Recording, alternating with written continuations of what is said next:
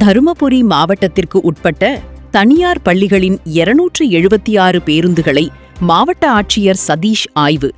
விதிகளை பின்பற்றாத 6 பேருந்துகளை 7 நாட்களுக்குள் சரிசெய்ய அறிவுறுத்தல். தருமபுரி அரசு கலைக்கல்லூரி மைதானத்தில் இன்று தனியார் பள்ளிகளின் 276 பேருந்துகள் தரம் குறித்த மாவட்ட ஆட்சியர் சதீஷ் ஆய்வு செய்தார். தமிழகம் முழுவதும் வரும் ஜூன் மாதம் 5ஆம் தேதி பள்ளி கல்லூரிகள் திறக்க உள்ளன.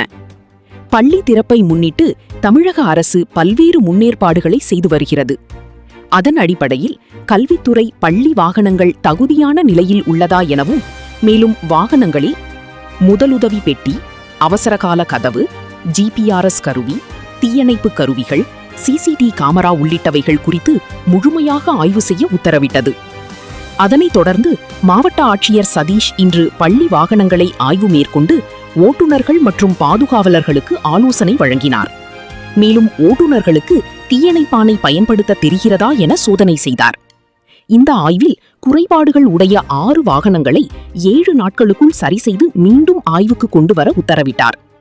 இந்த ஆய்வின் போது மாவட்ட காவல் கண்காணிப்பாளர் மகேஸ்வரன், வட்டார போக்குவரத்து அலுவலர் ஜெயதீப், மோட்டார் வாகன ஆய்வாளர்கள் தரணிதரன், ராஜேஷ் கண்ணா உள்ளிட்ட அதிகாரிகள் உடனிருந்தனர்.